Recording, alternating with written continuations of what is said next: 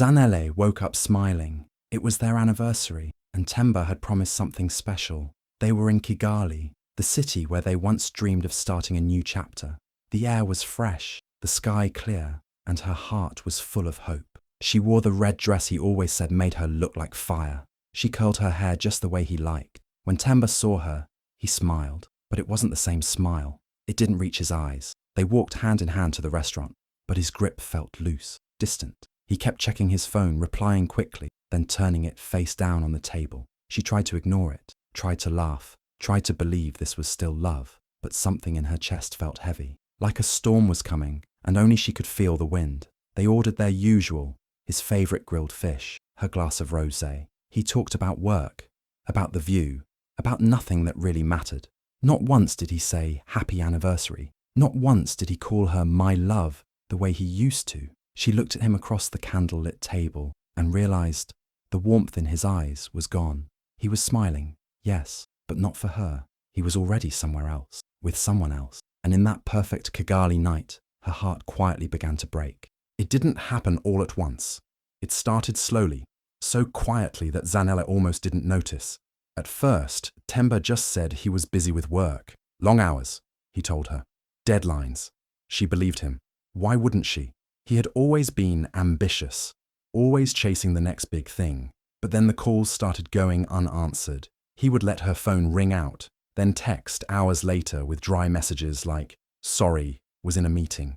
Zanele tried to be understanding. She made excuses for him, even to herself. "He's tired," she'd whisper when he came home late and barely said a word. She started putting extra effort into everything, cooking his favourite meals, buying him small gifts, wearing the perfume he once said he loved. But still, he drifted further away. Some nights, he didn't come home at all. "Just a business trip," he'd say, avoiding her eyes. And she'd nod, even though something deep inside her felt wrong. He started locking his phone, something he'd never done before. She noticed how he would turn the screen away when she walked into the room. He smiled less, touched her less. The kisses were quick now, polite, not passionate. And when they lay next to each other in bed, she could feel the distance between them growing like a wall. Zanele blamed herself. Maybe she wasn't exciting enough anymore. Maybe she talked too much. Or not enough. Maybe she was too focused on their plans, the future they were trying to build. She never imagined the truth was simpler and crueler. The secret wasn't about her at all. It was about the shift happening inside him, the slow, quiet betrayal already blooming in his heart. And while she was busy trying to fix things, he had already started letting go. When Temba invited Zanele to a dinner in Nairobi, she felt a flicker of hope. "It's a business dinner," he said. "Just come and meet a few of my colleagues." His voice was casual, but something in her heart lit up. Maybe this was his way of reconnecting. Maybe things were finally turning around. She dressed up, soft makeup, gold earrings, a black dress that made her feel confident. She wanted him to see her, really see her. The rooftop restaurant was beautiful, lights twinkling above the city, music playing softly, the smell of rich food in the air. Zanele arrived a little early. She looked around for Temba, but didn't see him. A waiter led her to a table at the centre of the terrace, and that's when everything stopped. Temba was already there, sitting close to another woman, laughing, whispering something into her ear, holding her hand like it belonged there. Zanele froze. For a second, she thought maybe it was a mistake. Maybe this woman was just a client or an old friend. But then she saw the way he looked at her, eyes full of something he hadn't shown Zanele in months. Warmth, desire, love. He didn't see Zanele at first. Or maybe he did, and just didn't care. She stood there, watching him brush the other woman's hair from her face, watching the way their hands stayed linked under the table. Her heart pounded, her breath caught in her chest. When he finally looked up, there was a flicker of something on his face. Guilt, surprise, annoyance. But he didn't get up. He didn't explain. He just stared at her like she was the problem. The waiter asked, "Should I bring another chair?" Zanele didn't answer. She couldn't move, couldn't think. It wasn't just the betrayal. It was the public way he did it, the carelessness, the cruelty. This wasn't just a broken heart. It was humiliation. And in that moment, she knew everything had changed. There was no going back. Zanele still didn't know why she stayed. Maybe it was shock. Maybe it was some tiny piece of her heart still hoping there was an explanation. She stood at the edge of the rooftop, watching the man she loved sit beside another woman like it was the most normal thing in the world. Temba didn't even flinch. He leaned in close to whisper to the woman. They laughed. Zanele's hands trembled. Then, just when she thought it couldn't get worse, it did. The lights dimmed slightly. A soft song started playing through the speakers. People began turning their chairs, pulling out their phones. Zanele was confused, until she saw Temba stand up, take a deep breath, and drop down on one knee. Right in front of the other woman, Zanele's body went cold. Her feet were glued to the floor. Her ears rang as if she'd been slapped by the universe itself. She watched him reach into his pocket and pull out a velvet box. Slowly, carefully, as if the moment mattered deeply to him, he opened it and held out a sparkling ring. The woman gasped, covering her mouth with fake surprise. "Yes!" she shouted before he even finished speaking. People clapped, glasses clinked. Someone shouted, "Take a picture!"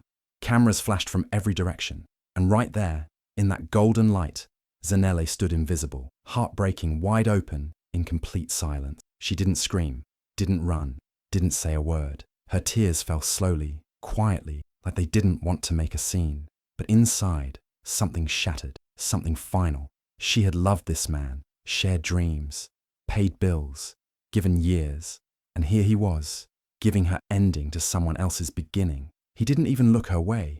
In that one moment, Zanele saw the truth. He had never planned to explain, never thought of how deeply this would cut, because people like him don't warn you before they break you. They just smile, kneel, and destroy you, in front of a crowd that claps. Zanele couldn't move. Her legs felt heavy, like they didn't belong to her anymore. She just stood there, watching strangers cheer while her world fell apart in slow motion. Temba still hadn't looked at her, not once. The woman, the one wearing the ring that should have been hers, turned and gave Zanele a smug little smirk, like she had won, like Zanele didn't matter. Her cheeks burned. Her heart felt like it was being ripped open in front of everyone.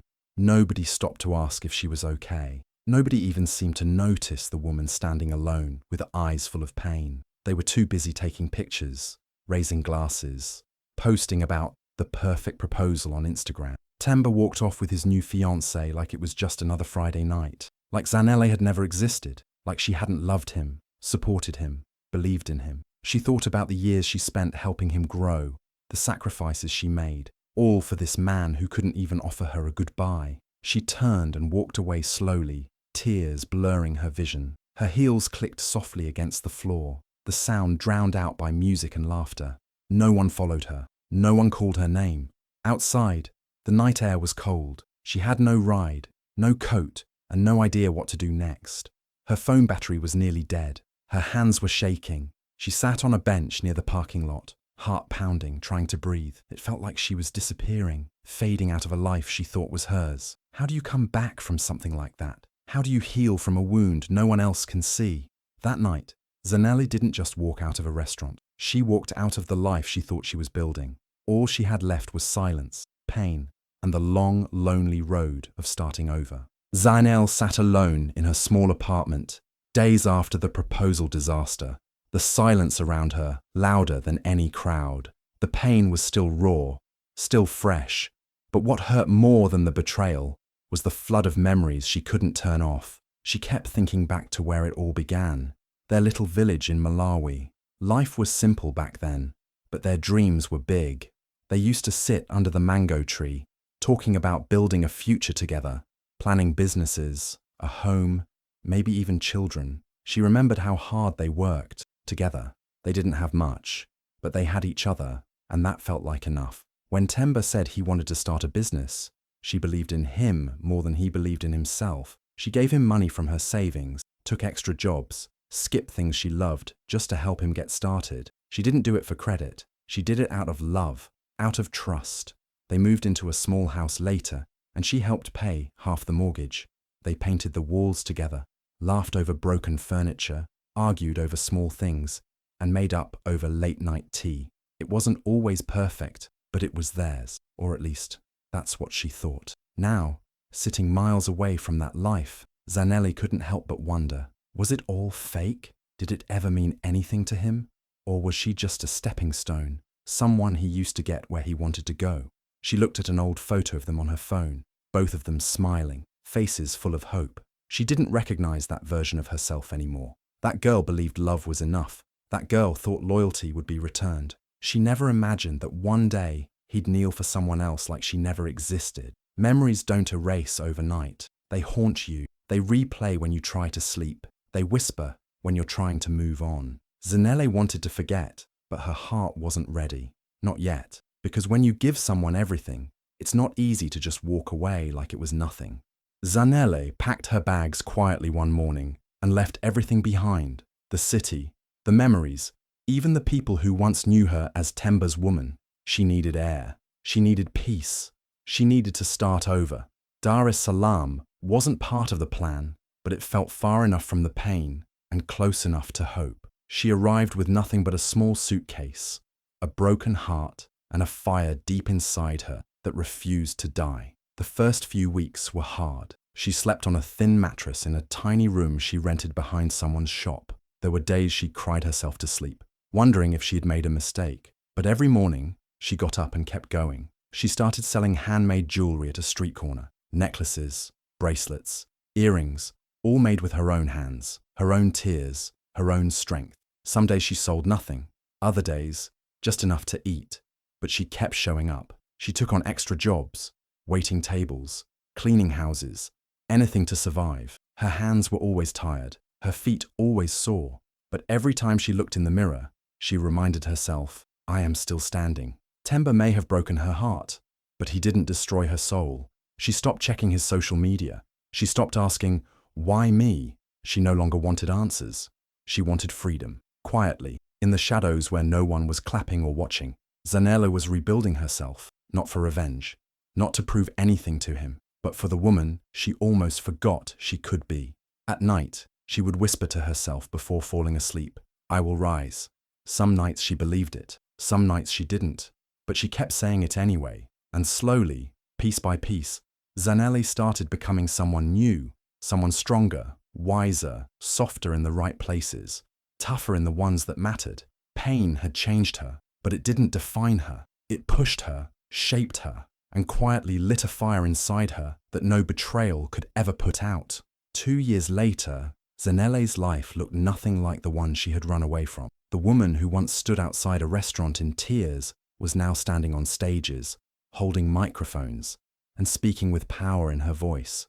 Her handmade jewelry business, which started on a street corner, had grown into something big, something bold. The world now knew it as Zan Gold. It began with small pop-up shops and markets.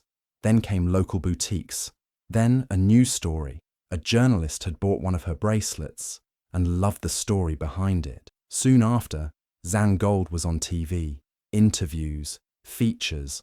Her website started getting hundreds of orders.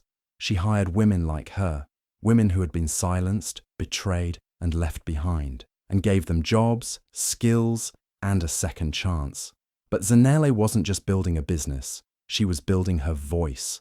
She began giving talks about emotional abuse, healing, and self-worth. She didn't hold back. She spoke about the proposal that shattered her, the betrayal that nearly broke her, the nights she slept on the floor and cried into her pillow.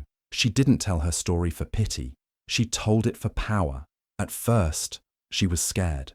Her voice shook. But every time she saw someone nod in the crowd, every time a woman came up to her after a speech with tears in her eyes saying, "Thank you, that's my story too," she knew she was doing something bigger than herself. The same people who once watched her fall apart now watched her shine. They saw the glow in her eyes, the confidence in her step, the gold around her neck, not just jewelry, but proof that she had turned pain into purpose. She wasn't the broken girl from that rooftop anymore. She was a brand, a voice, a movement. Zanele didn't just rise, she soared. And every time she stood in front of a crowd, she reminded them and herself, I am not what happened to me. I am what I chose to become. The lights were bright. The room was full of laughter, music, and the soft clinking of wine glasses. Zanele stood backstage at a gala in Cape Town, adjusting the microphone pinned to her dress. She was the keynote speaker for the night, invited to speak about resilience, growth, and turning pain into purpose. Her face was on the event posters. Her name was on everyone's lips. She had made it. As she walked into the grand ballroom, heads turned. People smiled. Some whispered, "That's her, the Zangold woman." But Zanele didn't hear the noise. Her focus was calm, her steps steady. She had spoken at many events before, but tonight felt different. It felt full circle. Then, as she passed by the corner of the room, holding her speech notes, she froze. There he was, Temba, dressed in a waiter's uniform, holding a tray of wine glasses. His eyes dropped the second they met hers. He turned away quickly, pretending to fix something on the table, but it was too late. She had seen him. The man who once humiliated her in front of a crowd was now avoiding her in silence. Her heart didn't race. She didn't feel anger or bitterness, just quiet peace. Life had already handled the karma. She didn't need to say a word. She had heard the rumors a few months ago. His new queen had left him. His company had gone under.